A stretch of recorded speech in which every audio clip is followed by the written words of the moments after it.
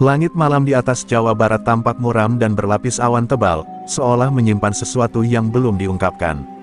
Di sebuah studio tua di pinggiran Cianjur, lampu kamera menyala terang, menyorot sosok eksentrik berbalut jubah putih, dengan mahkota dari anyaman bambu di kepalanya. Dialah Lord Rangga, sosok nyentrik yang sering dianggap gila, namun diam-diam ditakuti oleh kalangan tertentu.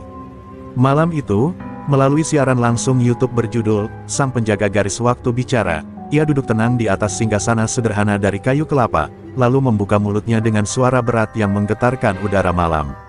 Wahai rakyat Jawa Barat, dengarlah titah waktu, akan datang 5 pertanda yang tidak bisa ditunda, ucapnya dengan nada seperti menembus batas dimensi. Komentar di kolom chat siaran langsung pun penuh cemoohan. Ada yang menyebutnya dukun bohongan, ada pula yang menuduhnya sekadar pemburu perhatian. Tapi di balik layar, beberapa pemirsa terdiam, merasakan sesuatu yang aneh di dada mereka, seolah ada pesan tersembunyi dalam tiap kata yang Rangga lontarkan.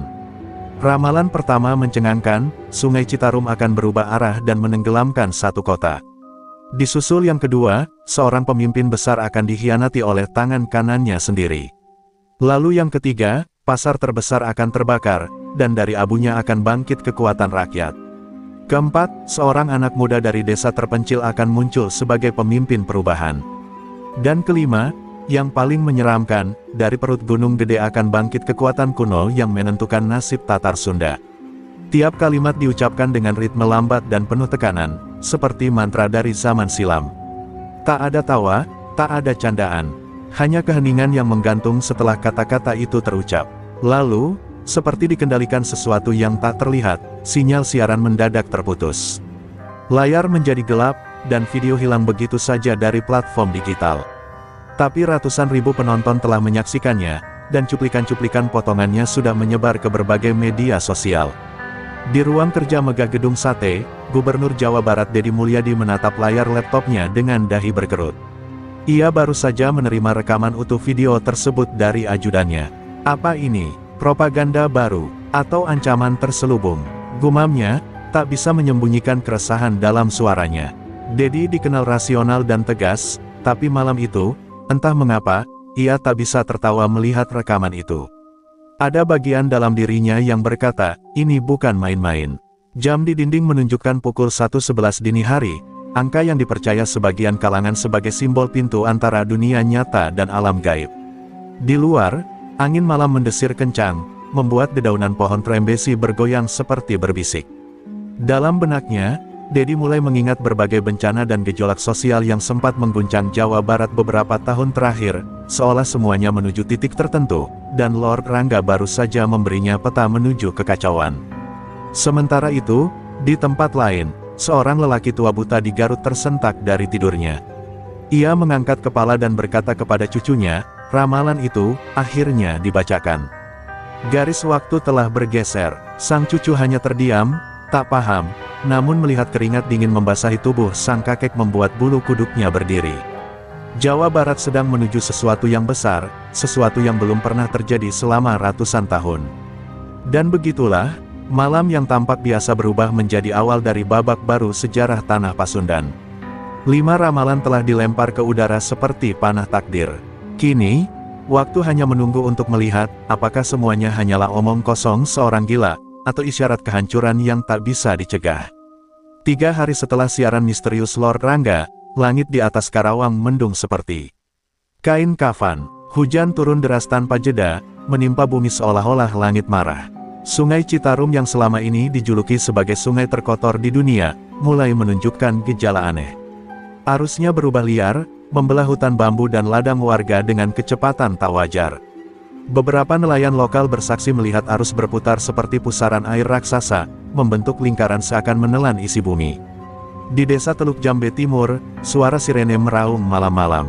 Warga berlarian dengan panik, menyeret anak dan barang seadanya.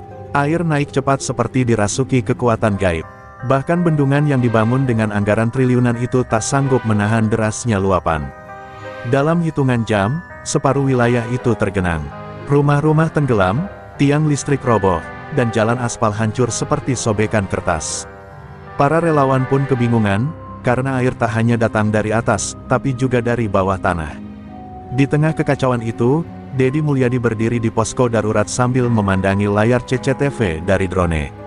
Ia tidak bisa menutupi kegelisahannya. Ini bukan banjir biasa, ini seperti diatur, gumamnya. Kata-kata Lord Rangga terus terngiang di kepalanya, Citarum akan berubah arah dan menenggelamkan satu kota. Ia ingin menepisnya, tapi kenyataan di hadapannya lebih menyakitkan daripada tahayul.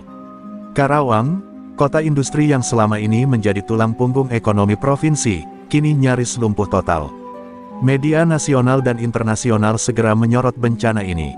Judul-judul berita seperti, air murka dari Citarum, Karawang terendam, banjir aneh yang tak bisa dijelaskan, hingga ramalan gila yang mulai menjadi nyata.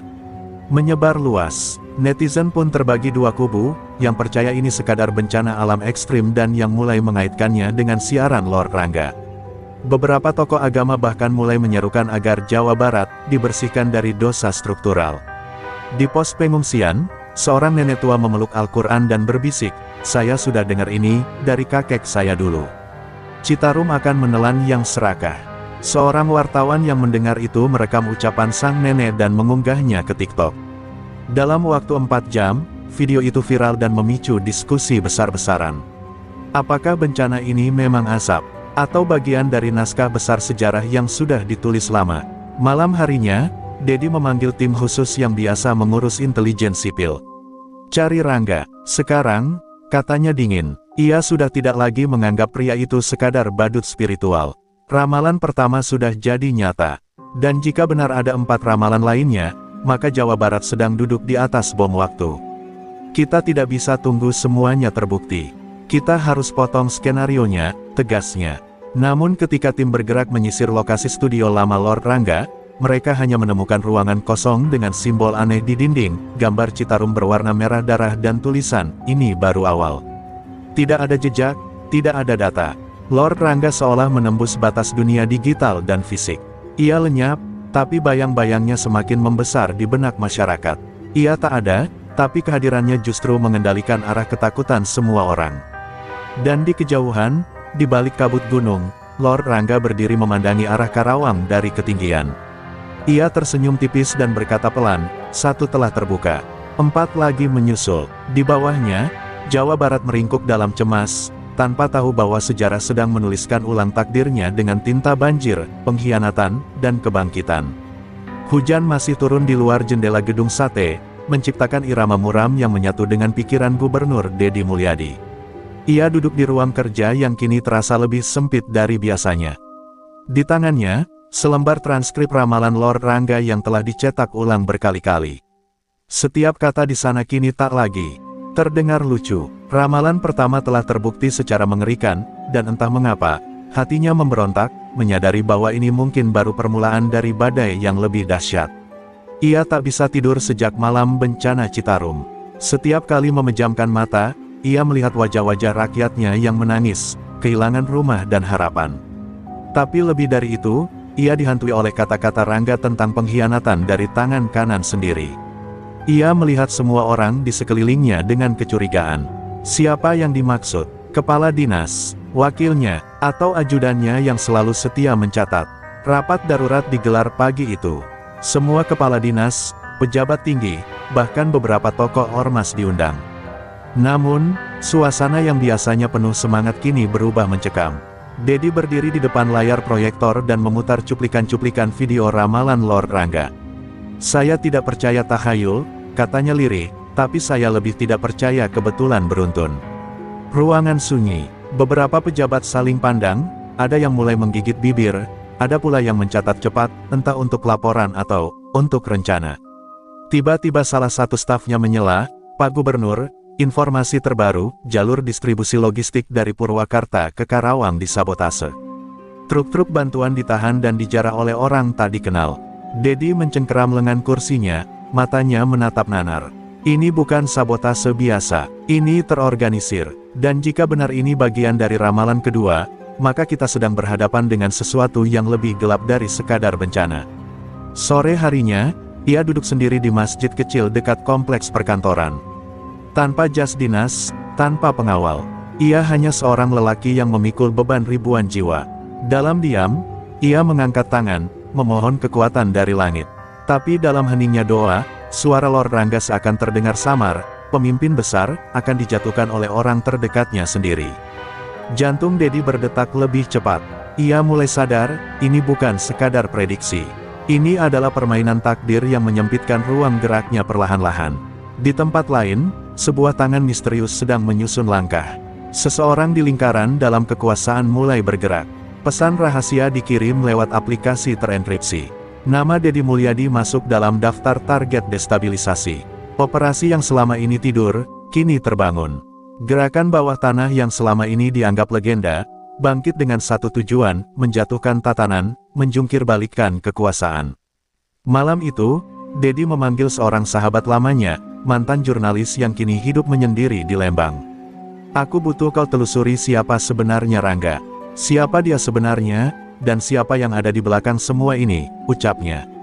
Sang jurnalis hanya mengangguk. Kalau dia benar-benar penjaga garis waktu seperti yang dia klaim, maka kita sedang berhadapan dengan hal yang bukan hanya politik, ini bisa jadi spiritual.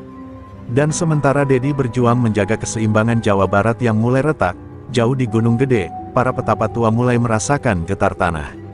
Batu-batu kecil bergulir sendiri, suara dari dalam bumi berbisik lirih. Tanda-tanda lama muncul kembali, seolah ingin mengatakan, ramalan belum selesai, dan yang paling kelam, masih menunggu di ujung waktu. Hanya 2 hari setelah permintaan rahasia gubernur kepada sahabat lamanya, tanda-tanda pengkhianatan mulai menampakkan wajahnya. Berkas laporan keuangan bantuan bencana Karawang tiba-tiba bocor ke publik. Di dalamnya, muncul angka-angka yang tidak masuk akal, dana miliaran rupiah menguap tanpa bukti distribusi jelas. Media menyerbu, wartawan mengepung gedung sate. Dedi Mulyadi yang belum sempat mengatur strategi, kini terpojok seolah menjadi kambing hitam dari sistem yang ia sendiri tak pahami sepenuhnya. Ada tangan dalam yang ingin menjatuhkanmu, ujar sang jurnalis tua lewat sambungan telepon. Dan setelah kutelusuri, beberapa nama yang kau percaya, ternyata terhubung dengan jaringan lama yang dulu kau bubarkan. Dedi menutup matanya, wajahnya pucat.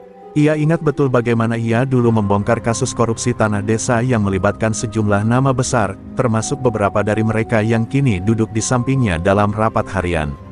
Saat malam turun, kabar lebih mengejutkan datang. Kepala dinas sosial yang dikenal paling loyal padanya, tertangkap kamera CCTV sedang bertemu dengan seseorang yang wajahnya disamarkan di sebuah hotel kawasan Dago. Dan di tangan orang misterius itu, terlihat jelas, kertas berlogo resmi bertuliskan, Strategi Komando Krisis Bencana Jawa Barat. Rapat genting digelar malam itu juga. Tapi Dedi tidak lagi percaya siapapun di dalam ruangan itu. Setiap kata yang keluar dari mulut mereka, terdengar seperti bisikan ular. Sementara itu, publik makin gaduh. Massa mulai turun ke jalan, menuntut transparansi. Banyak yang percaya bahwa gubernur sendiri yang menyalahgunakan dana. Di media sosial, tagar-tagar Dedi lengser mulai trending. Lord Rangga yang tak kunjung terlihat, justru makin sering dikutip. Pengkhianatan dari tangan kananmu sendiri, akan mengguncang seluruh tatanan. Kini semua orang percaya ramalan itu bukan dongeng, tapi skenario nyata yang sedang dimainkan langkah demi langkah. Dalam kesunyian malam, gubernur memanggil ajudan barunya, seorang pria muda yang wajahnya baru beberapa bulan ini muncul di kantor gubernuran. Kau percaya pada saya? Tanya Dedi. Pemuda itu hanya mengangguk, tapi Dedi tahu, bahkan anggukan itu pun bisa saja palsu. Ia benar-benar sendirian sekarang. Ia tidak tahu siapa lawan dan siapa kawan. Musuh tidak lagi berdiri di luar pagar, mereka sudah berada di dalam rumah, duduk di kursi rapat, dan mungkin, sedang menyiapkan pisau di balik senyum. Dan pada saat ketakutan itu mencapai puncaknya, sebuah rekaman suara bocor ke publik, isi percakapan antara dua pejabat tinggi yang membicarakan rencana, mengalihkan kesalahan ke Dedi dan mengaktifkan jalur darurat transisi kekuasaan. Dalam hitungan jam, lawan politik Dedi mulai bermunculan dari segala penjuru, menyuarakan perlunya, pemimpin baru yang lebih bersih, lebih stabil, dan tidak terpengaruh dongeng gaib. Dedi hanya bisa tersenyum pahit di balkon ruang kerjanya. Langit malam di atas Bandung tampak hitam, tak ada satupun bintang bersinar. Ia tahu, ini bukan hanya tentang kekuasaan. Ini adalah awal dari kehancuran sebuah sistem. Lord Rangga berhasil memporak-porandakan kepercayaan masyarakat hanya dengan kata-kata. Dan yang paling menyakitkan, yang mengkhianatinya bukan musuh, tapi orang-orang yang dulu ia selamatkan dari tenggelam.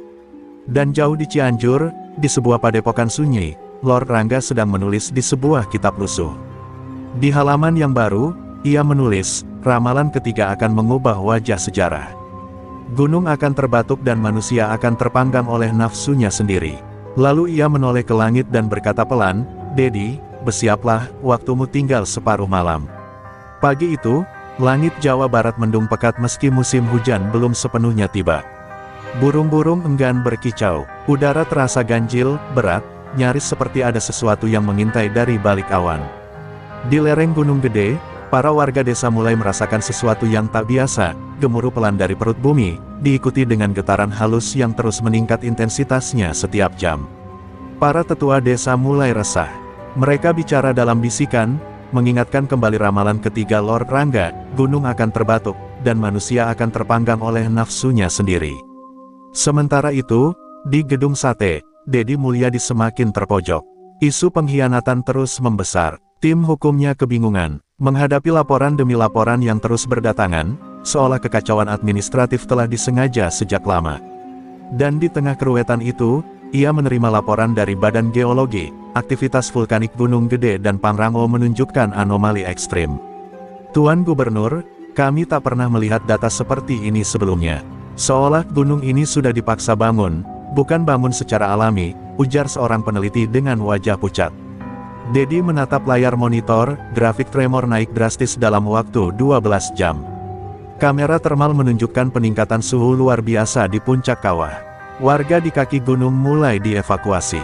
Tapi seperti mimpi buruk yang tak kunjung usai, muncul berita baru, terjadi longsor besar di jalur evakuasi utama.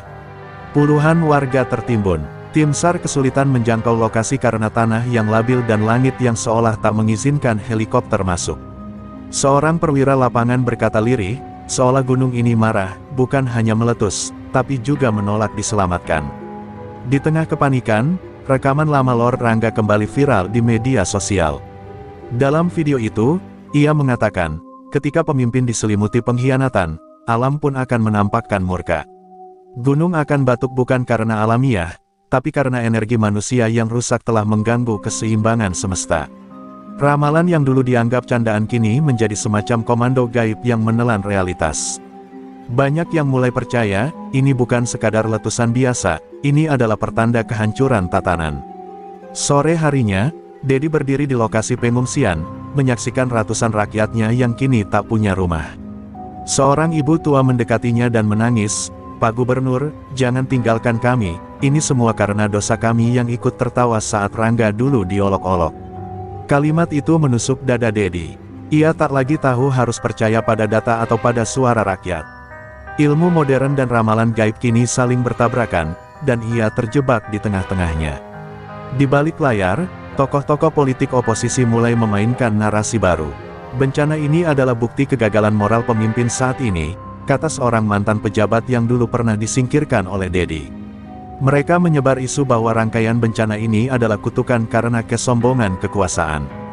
Dan diam-diam, mereka menggelar pertemuan rahasia untuk membentuk koalisi darurat, dengan satu tujuan, mendongkel Dedi dari kursi gubernur sebelum ramalan keempat meledak. Di tempat terpisah, Lord Rangga hanya duduk bersila di dalam gua kecil, dikelilingi oleh kitab-kitab tua dan asap kemenyan. Gunung telah batuk, 3 telah terjadi, gumamnya. Kini waktunya aku bicara langsung dengan sang pemimpin. Ia lalu memejamkan mata, menarik napas panjang, dan mengirimkan pesan rahasia lewat jalur yang hanya dimengerti oleh para leluhur. Esok harinya, sebuah surat misterius tiba di ruang kerja Dedi, tanpa nama, tanpa cap, hanya satu kalimat, "Bertemu denganku di tanah batas antara bumi dan langit," sebelum ramalan keempat menelan semuanya. Langit hitam menggantung berat ketika Dedi Mulyadi melangkahkan kaki ke dataran tinggi Pasir Luhur, wilayah yang diyakini oleh para spiritualis sebagai tanah batas antara bumi dan langit. Lokasi ini jarang dijamah manusia, penuh kabut, dan dijaga oleh kepercayaan tua yang telah berusia ratusan tahun. Dedi datang sendirian, menyamar, hanya ditemani rasa gelisah dan secarik surat misterius yang diyakini berasal dari Lord Rangga. Di pundaknya bukan hanya tanggung jawab pemerintahan, tapi juga beban tak kasat mata dari sebuah nubuat yang terus menekan dari segala arah.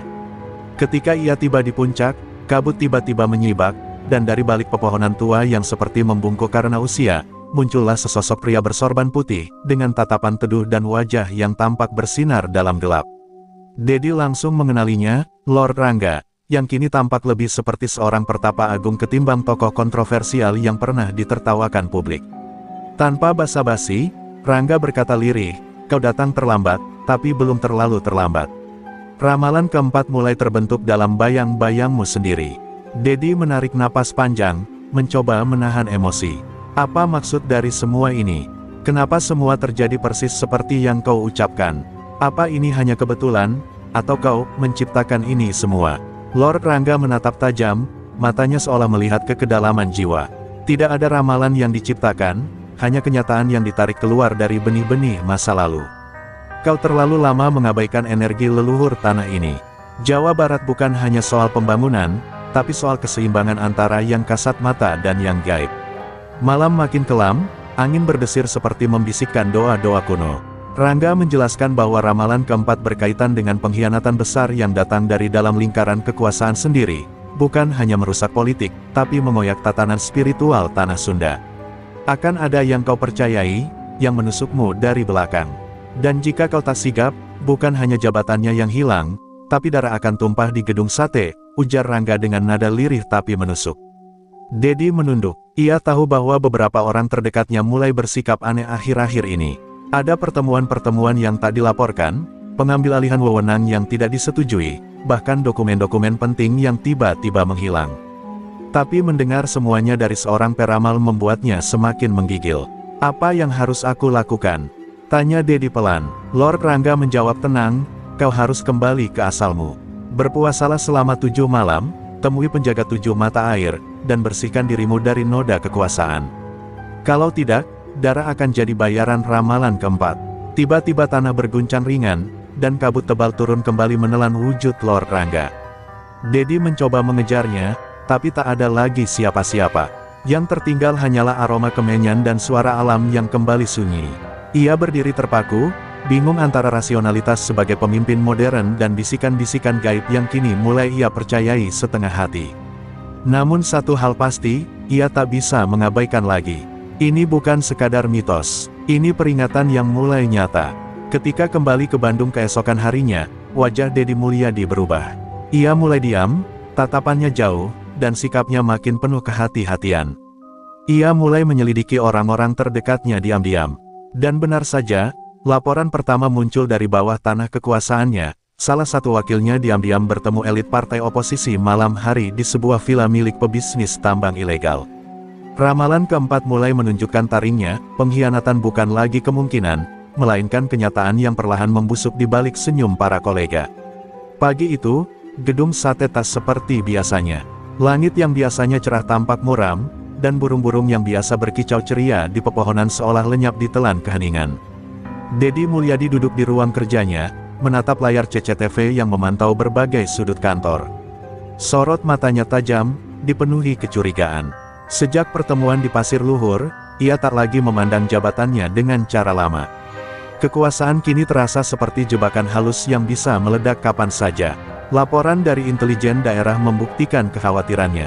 Wakil gubernur yang selama ini menjadi tangan kanannya, ternyata diam-diam menjalin kerjasama dengan sejumlah elit yang ingin menjatuhkan kepemimpinannya.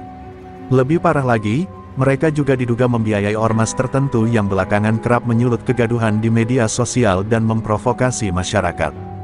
Dedi merasa dadanya sesak, orang yang ia anggap saudara, ternyata adalah penyebab keretakan dari dalam.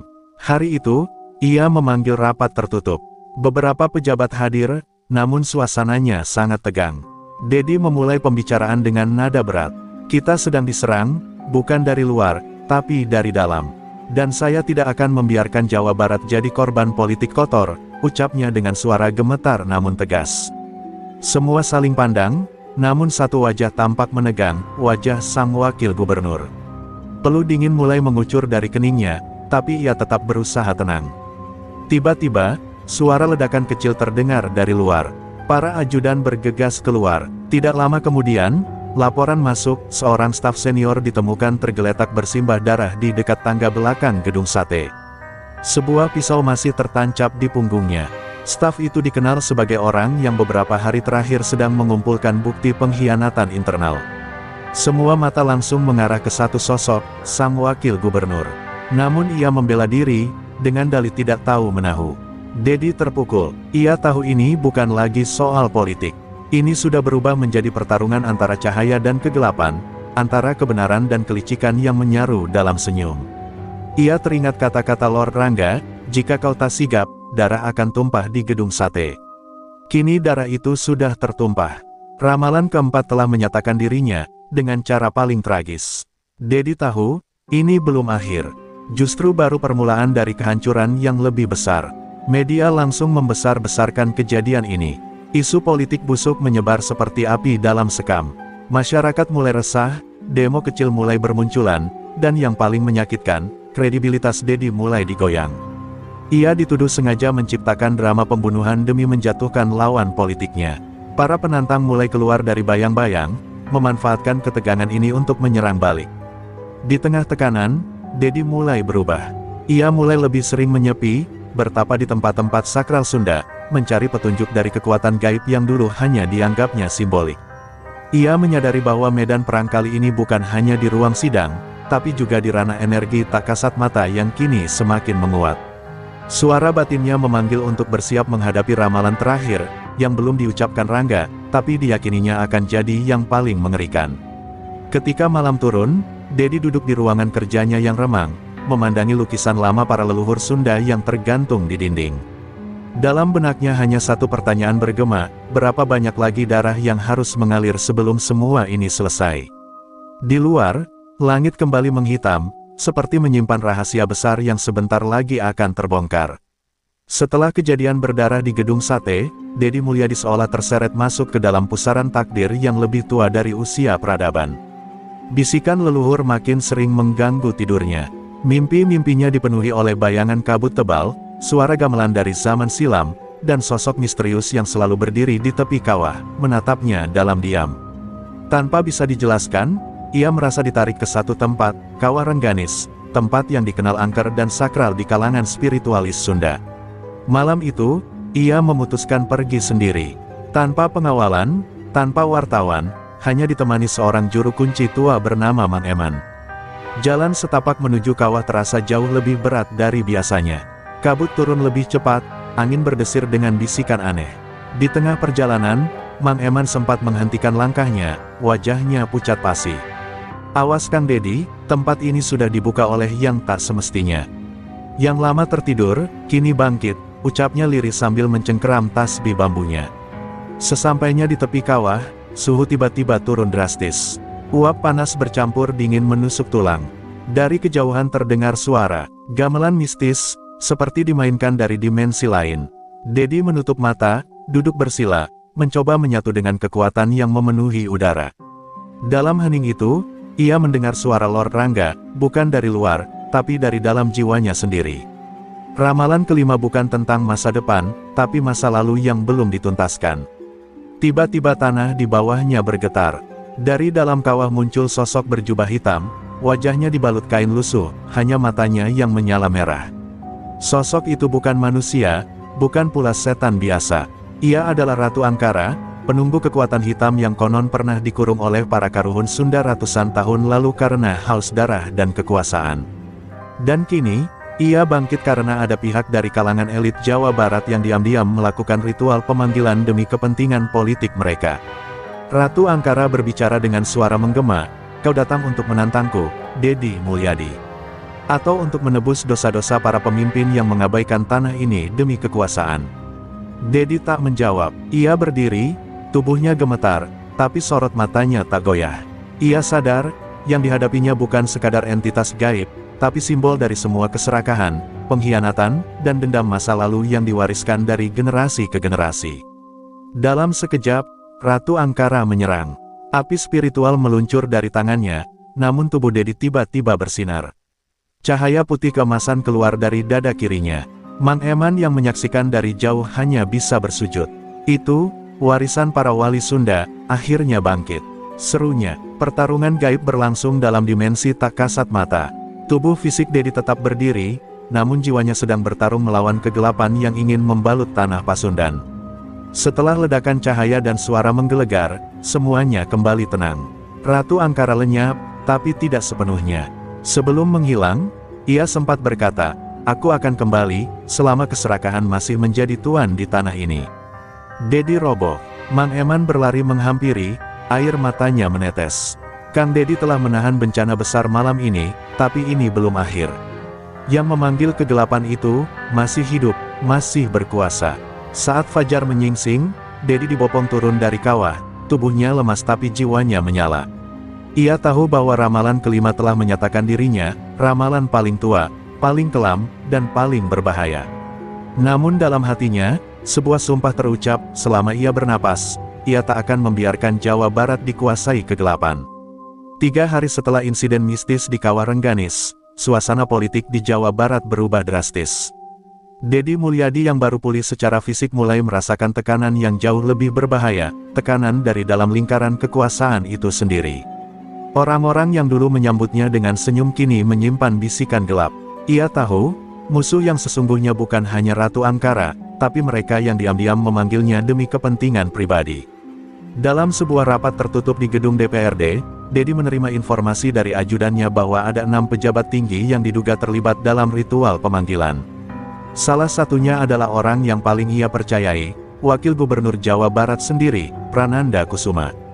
Sebuah rekaman suara berisi percakapan antara Prananda dan seseorang dari kelompok spiritualis radikal mengungkap bahwa ritual itu dilakukan untuk menarik kekuatan gaib penjaga tanah Sunda agar berpihak dalam politik. Dedi terpukul, bukan karena pengkhianatan itu, tapi karena alasan dibaliknya. Prananda menyebut dalam rekaman itu, Jawa Barat tak cukup ditata dengan logika. Harus dikendalikan dengan kekuatan warisan leluhur, meskipun itu berarti membangunkan yang dikubur. Kata-kata itu menusuk dada Dedi. Ia merasa dibohongi, dan lebih dari itu, dikhianati oleh mereka yang memakai nama leluhur untuk menjustifikasi ambisi haus kuasa. Malamnya, ia kembali bermimpi. Lord Rangga muncul dalam bentuk cahaya yang lebih redup dari biasanya. Mereka yang membangkitkan kegelapan akan mencoba menguasai tahta. Ramalan keempat telah bergerak, pengkhianat akan menduduki kursi, tapi tak akan bertahan karena darahnya akan ditagih bumi. Ucapan itu membangunkan Dedi dalam keringat dingin. Ia tahu, ini bukan waktu untuk ragu. Ia harus menyerang sebelum semuanya terlambat. Keesokan paginya, ia mengundang pers. Dalam konferensi mengejutkan, ia menyatakan bahwa akan dilakukan investigasi besar-besaran terhadap para pejabat yang terlibat dalam kegiatan spiritual ilegal. Namun, sebelum konferensi berakhir, salah satu kamera televisi tiba-tiba meledak, sebuah ledakan kecil namun cukup kuat untuk melukai seorang wartawan. Kejadian itu bukan kecelakaan, itu peringatan. Ancaman demi ancaman mulai datang. Rumah dinasnya didatangi kiriman kepala ayam hitam. Surat ancaman bertinta merah diselipkan ke bawah pintu. Bahkan, keluarganya mulai diawasi. Tapi Dedi tak mundur. Ia tahu, ini harga yang harus dibayar saat seseorang menantang kekuasaan lama yang bercampur gaib. Ia memanggil tokoh-tokoh adat, para juru kunci, dan ahli waris leluhur. Kita tak bisa melawan mereka dengan hukum manusia saja, katanya. Kita harus lawan mereka dengan cahaya kebenaran leluhur. Sementara itu, Prananda Kusuma dan para pengikutnya mulai bergerak dari balik bayang-bayang. Mereka menyusun kekuatan, mendekati ormas-ormas mistik, bahkan membawa dukun-dukun dari luar Jawa. Tujuannya jelas, menguasai Jawa Barat secara gaib dan politik sekaligus. Mereka menyebut gerakan ini sebagai restorasi leluhur, padahal di baliknya tersembunyi hasrat untuk menjadikan Jawa Barat ladang kekuasaan okultisme modern. Dedi tahu, perang ini tak akan selesai di meja sidang. Ini adalah perang antara dua warisan, warisan cahaya dan warisan kegelapan. Ramalan keempat kini telah menampakkan diri sepenuhnya. Dan satu hal yang ia pelajari dari Lord Rangga, pengkhianat bisa bersembunyi di balik senyuman, tapi tak bisa sembunyi dari murka tanah tempat mereka berdiri. Hujan turun deras saat Dedi Mulyadi mendaki lereng Gunung Galunggung. Tidak ada protokol, tidak ada kamera, hanya ia dan satu orang tua berjubah putih bernama Ki Mahesa, juru kunci yang telah menjaga Galunggung sejak ayahnya wafat puluhan tahun silam. Gunung ini adalah titik energi tertua yang dipercaya Lord Rangga sebagai pusat pengikat harmoni leluhur dan bumi. Ramalan kelima hanya bisa diungkap melalui doa di puncaknya, di bawah hujan badai dan malam yang sunyi. Langkah Dedi terasa berat, bukan karena medan terjal, tapi karena beban negeri yang ia pikul. Setiap suara petir seperti teguran langit. Setiap kilat yang membelah langit adalah pengingat bahwa waktunya semakin sempit. Prananda dan gerombolannya telah menguasai hampir seluruh struktur pemerintahan. Bahkan media mulai membingkai Dedi sebagai tokoh yang hilang arah karena terlalu mempercayai hal mistis. Tapi Dedi tahu, yang tampak di layar kaca bukanlah kenyataan. Saat mereka tiba di puncak, Ki Mahesa menghamparkan kain putih panjang di atas tanah dan menaruh sesajen sederhana. Bukan untuk memuja, katanya lirih. Ini untuk mengingatkan bahwa kita berasal dari tanah, dan akan kembali ke tanah.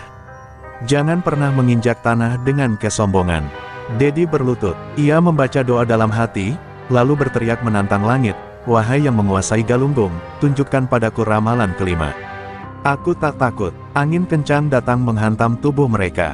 Daun-daun beterbangan. Kilat menyambar begitu dekat hingga membuat tanah bergetar. Ki Mahesa tetap duduk, memejamkan mata sambil merapal doa. Dan saat itu, dari dalam kepulan kabut, sesosok bayangan muncul. Bukan Lord Rangga. Sosok ini tinggi, berjubah hitam, dan bertanduk, menatap Dedi dengan mata menyala merah. "Kau sudah terlalu jauh mencampuri takdir," ucapnya. Ramalan kelima bukan peringatan. Ia adalah hukuman. Seketika tubuh Dedi terdorong ke belakang, darah mengalir dari pelipisnya. Tapi ia bangkit. "Kalau ramalan ini hukuman, aku akan terima. Tapi aku tak akan biarkan rakyatku dihukum karena keserakahan para pengkhianat," teriaknya. Sosok itu tertawa, lalu perlahan menghilang, meninggalkan secercah cahaya yang melayang ke arah Dedi. Dalam cahaya itu, terdengar suara Lord Rangga untuk terakhir kalinya. Ramalan kelima, sang penjaga akan jatuh, tapi cahaya akan bangkit dari rakyat biasa.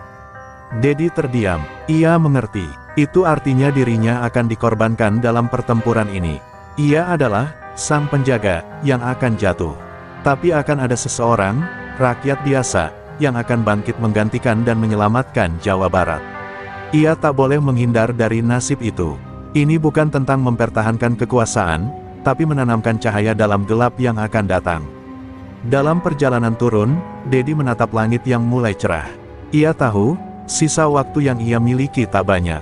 Ia harus menyiapkan orang-orang, membangun perlawanan terakhir, dan memastikan bahwa saat ia jatuh nanti, cahaya itu tidak padam.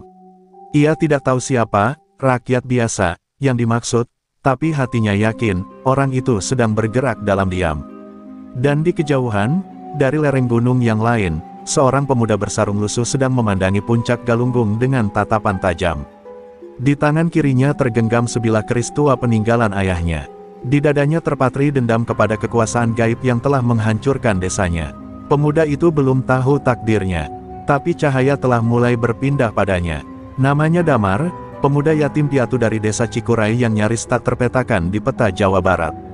Sejak kecil ia sudah akrab dengan kemiskinan dan penindasan. Prananda dan gerombolan barunya yang menyeru dalam bentuk program pembangunan, telah menggusur lahan warga untuk proyek tambang batu bara. Ibunya meninggal karena depresi, dan ayahnya hilang setelah menolak menyerahkan sawah. Yang tersisa hanyalah sebilah keris pusaka milik leluhur, diwariskan turun-temurun sebagai simbol keberanian Sunda yang terlupakan. Di saat rakyat Jawa Barat semakin takut bersuara, Damar justru bergerak. Ia mulai mendatangi desa-desa yang senasib, membangkitkan semangat rakyat dengan pidato-pidato membara. Ia tidak punya kekuasaan, tidak punya uang, apalagi jabatan. Tapi suaranya membakar, matanya menyala seperti bara. Kalau penguasa bisa dirasuki kegelapan, rakyat juga bisa dibakar oleh cahaya. Teriaknya di tengah sawah yang sudah berubah jadi proyek tambang. Nama Damar menyebar seperti api di musim kemarau. Dari Cikuray sampai Ciamis, dari Tasik sampai Subang, pemuda-pemuda mulai bangkit. Mereka menyebut diri sebagai cahaya kelima, merujuk pada ramalan Lord Rangga yang kelima. Damar tidak tahu bahwa dirinya adalah bagian dari ramalan itu. Ia hanya tahu bahwa ketidakadilan harus dilawan, dan tanah leluhur tidak boleh dijual oleh mereka yang serakah. Di balik layar, Dedi Mulyadi yang kini lebih banyak bergerak diam-diam, mulai memperhatikan pergerakan Damar. Ia mengutus orang-orang kepercayaannya untuk mengawasi pemuda itu. Bukan untuk menghentikan, tapi untuk melindungi.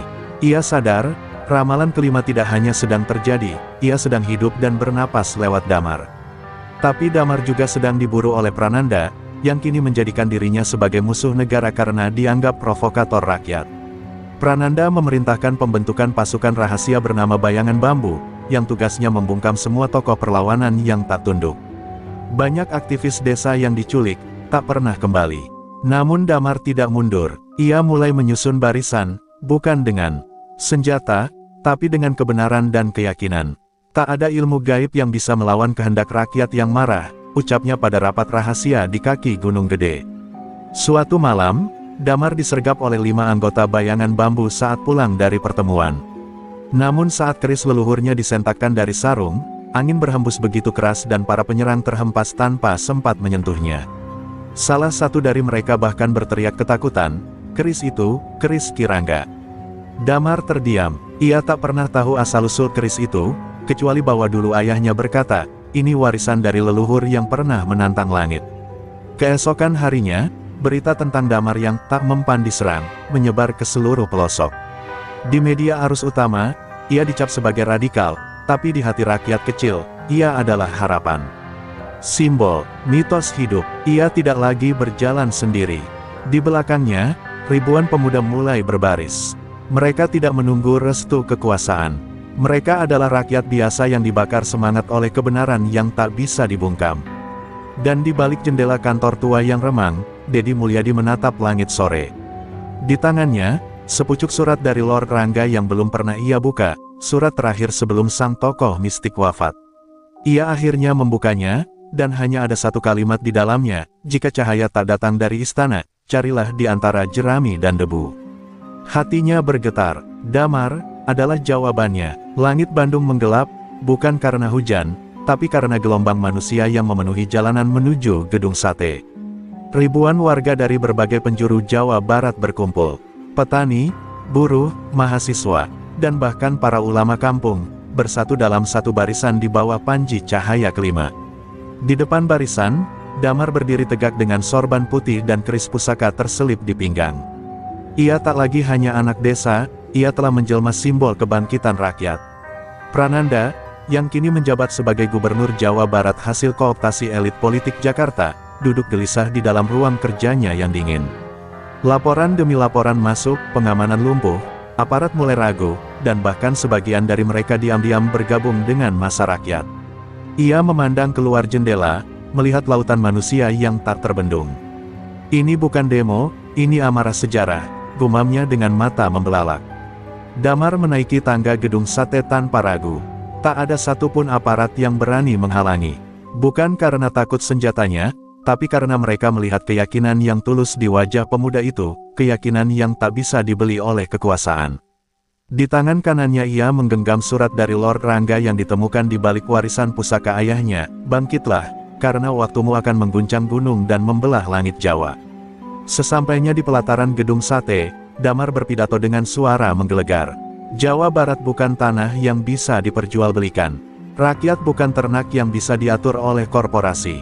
Kami di sini bukan untuk bernegosiasi, tapi untuk mengambil kembali kehormatan tanah ini.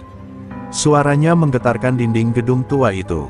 Banyak yang meneteskan air mata, bukan karena takut, tapi karena harapan yang selama ini dipendam telah menemukan juru bicaranya.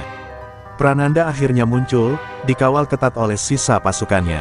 Tapi bukan wibawa yang terpancar dari wajahnya, melainkan kepanikan.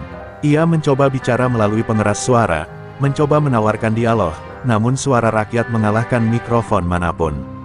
Rakyat sudah bicara, Prananda. Ini bukan era tipu daya lagi. Teriak seorang nenek yang ikut berdiri bersama barisan paling depan. Damar lalu mengeluarkan keris pusaka dan mengangkatnya ke langit. Awan bergemuruh. Angin bertiup kencang seolah merespon simbol leluhur yang diangkat kembali. Di saat itu, para sesepuh Sunda yang hadir mulai membaca doa-doa kuno. Doa yang pernah hilang, tertelan oleh zaman dan kepentingan.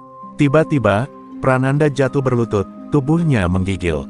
Apa ini? Desisnya ketakutan, seolah ada kekuatan tak kasat mata yang menekannya dari dalam.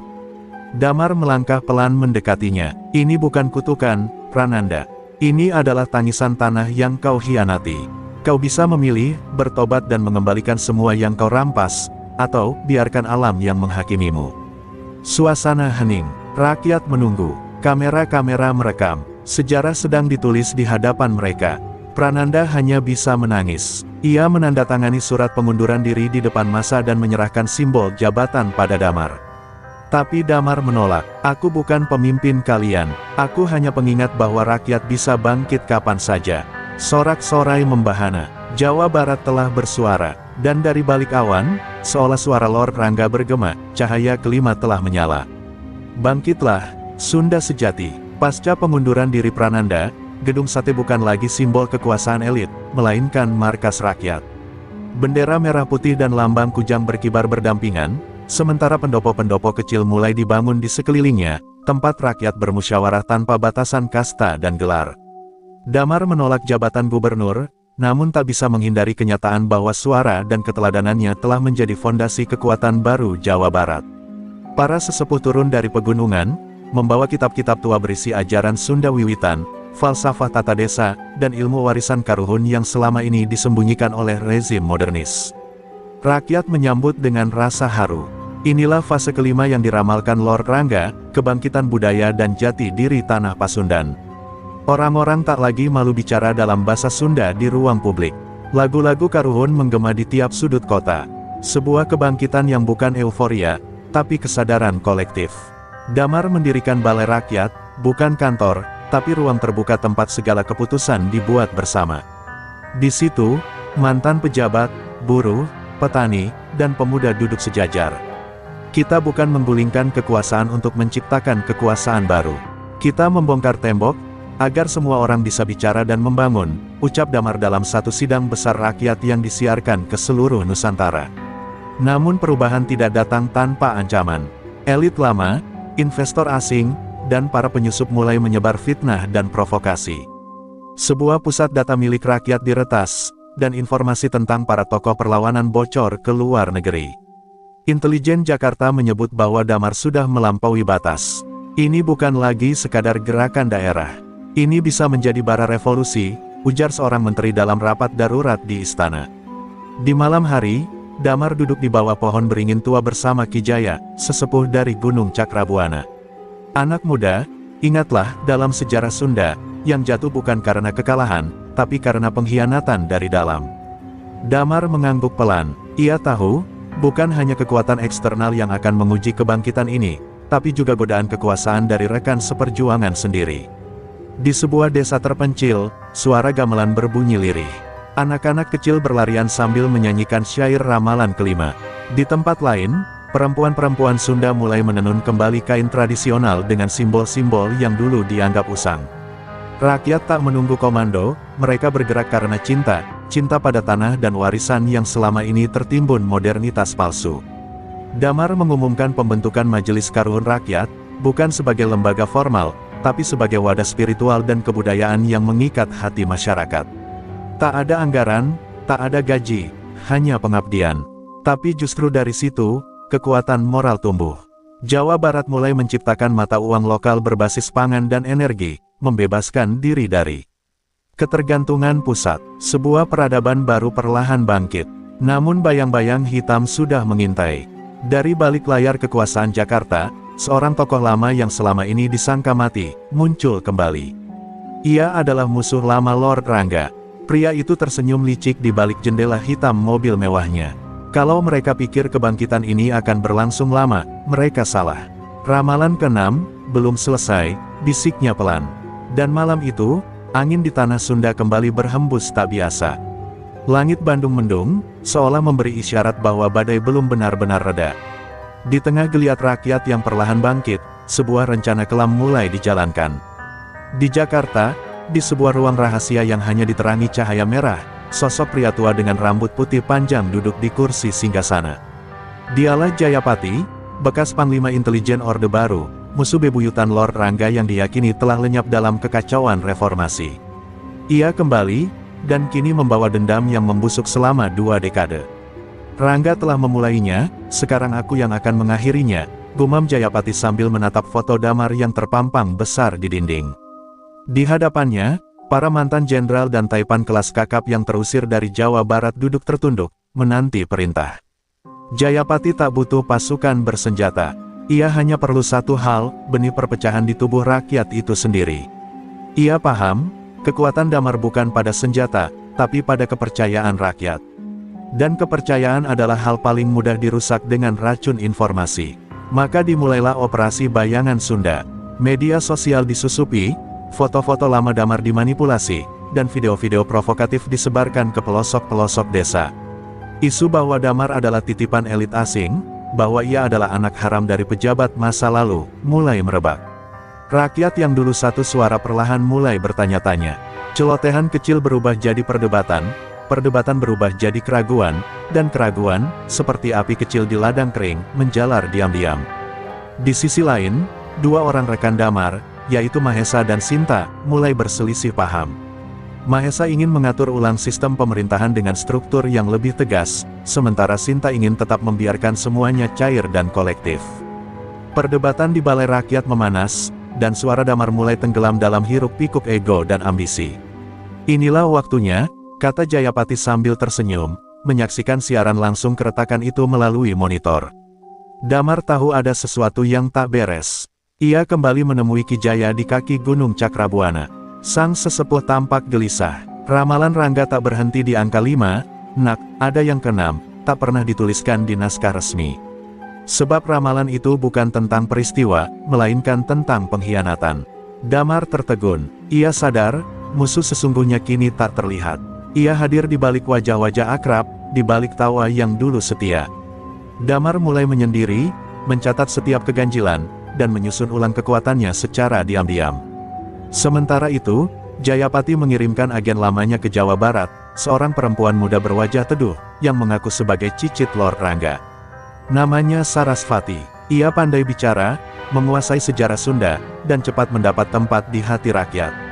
Namun Damar mencium keganjilan. Ia seperti melihat bayangan musuh dalam sorot mata Sarasvati. Tapi rakyat sudah terlanjur jatuh cinta pada sosok baru itu. Dan hari demi hari, suara Sarasvati lebih banyak didengar ketimbang dirinya. Dalam hati Damar berdoa, memanggil nama-nama leluhur yang dulu membimbingnya. Ia tahu, benteng fisik bisa diruntuhkan dengan bom. Tapi benteng kepercayaan hanya bisa diruntuhkan dari dalam. Dan itu yang kini tengah terjadi.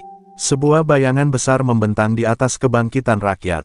Bayangan yang tak bisa dibunuh dengan pedang, tapi harus dihadapi dengan kebijaksanaan. Ia menatap langit yang mendung, tanda bahwa ujian terbesar baru saja dimulai. Malam itu langit Cirebon muram, bulan tertutup mendung kelabu. Damar duduk termenung di ruang kerjanya yang sepi, diterangi cahaya lampu minyak yang berkedip-kedip. Kertas-kertas ramalan Lord Rangga berserakan di meja. Di antara semua ramalan yang telah terbukti, ada satu lembar yang selama ini ia simpan rapat-rapat. Lembar ke-6, ramalan yang tidak pernah diumumkan ke publik, yang ditulis dengan tinta darah dan ditandatangani dengan mantra kuno. Ramalan itu berbunyi, ketika 5 cahaya menyinari, bayangan ke-6 akan tumbuh dari dalam. Damar kini mengerti maksudnya. 5 peristiwa besar yang telah terjadi, kerusuhan industri, konspirasi global, bencana lingkungan, kebangkitan rakyat, dan pengusiran elit lama, telah membuka pintu bagi sesuatu yang lebih gelap, pengkhianatan dari dalam. Ia merasa terkepung, bukan oleh senjata atau kekuatan fisik, melainkan oleh keraguan yang menjalar ke semua sisi. Sarasvati, wanita yang dielu-elukan rakyat, semakin populer, dan perlahan menggantikan peran Damar sebagai simbol harapan. Di tengah badai keraguan itu, Damar memutuskan untuk bertindak. Ia menyamar dan menyusup ke salah satu kamp pelatihan rahasia yang didirikan Sarasvati. Di sana, ia menemukan hal mengejutkan, doktrin baru, yang mencampurkan nilai-nilai leluhur dengan agenda kegelapan. Nama Jayapati disebut sebagai penasehat spiritual tertinggi. Damar hampir tak percaya, Sarasvati bukan cicit Lord Rangga. Ia adalah anak hasil rekayasa genetik, proyek terakhir Jayapati untuk menciptakan pemimpin boneka yang sempurna. Sementara itu, Jayapati tengah bersiap menggelar upacara penobatan cahaya baru di alun-alun Garut. Ribuan rakyat yang dahulu mendukung Damar kini berdiri memuja Sarasvati. Damar datang, berdiri di tengah kerumunan, hanya berjarak 5 meter dari panggung utama. Pandangannya bertemu dengan Sarasvati, dan untuk sesaat dunia terasa berhenti. "Kau datang juga," ucap Sarasvati pelan dari atas panggung. "Karena aku tahu, hanya kau yang bisa menghentikanku. Tapi kau sudah terlambat." Tiba-tiba langit bergemuruh. Kilatan petir menyambar tiang bendera. Kerusuhan kecil pecah saat beberapa rakyat mulai tersadar bahwa wajah Jayapati terpampang jelas di layar besar di belakang panggung. Mahesa, yang sempat berselisih dengan Damar, datang membawa bukti dokumen operasi Jayapati. Bukti itu dibacakan dengan pengeras suara, mengguncang seluruh alun-alun. Wajah-wajah rakyat berubah, dari kekaguman menjadi kebingungan, lalu amarah. Sarasvati tampak goyah. Dalam momen genting itu, Damar maju ke panggung. Ia meraih mikrofon dan berkata lirih namun tegas, "Kita bukan rakyat yang lahir untuk diperbudak oleh bayangan masa lalu. Kita adalah cahaya yang diciptakan oleh sejarah, dan tak akan tunduk oleh tipu daya." Suaranya bergema, membawa gelombang kesadaran. Rakyat mulai meninggalkan barisan, satu persatu, hingga panggung itu menjadi sunyi. Sarasvati meneteskan air mata. Ia bukan pemimpin, ia hanya boneka dari dendam panjang yang tak pernah padam. Jayapati, yang menyaksikan kegagalan dari layar tersembunyi, menghancurkan ruang kendali dengan tangannya sendiri. Satu demi satu sekutunya menghilang. Damar memeluk Sarasvati yang kini terisak. Ia tahu, musuh terbesarnya bukanlah Jayapati, tapi luka sejarah yang belum sembuh. Ia berjanji untuk tidak membalas dendam, melainkan menyembuhkan, mengajar, dan memimpin dengan cinta. Malam itu, tidak ada kemenangan. Hanya kesadaran bahwa perjuangan belum selesai. Dan ramalan ke-6, itu bukan akhir, tapi peringatan, bahwa setiap cahaya, sekecil apapun, harus dijaga dari bayangannya sendiri. Lord Rangga pernah berkata, yang paling sulit bukan mengalahkan kegelapan, tapi menjaga cahaya. Agar tak menjadi sombong. Dan Damar, kini mengerti. Ia bukan pemilik kebenaran, ia hanya penjaga cahaya, yang setiap hari harus berperang melawan gelap dalam dirinya sendiri. Maka perjuangan pun berlanjut, bukan di medan perang, tapi di hati setiap rakyat yang ingin merdeka sepenuhnya.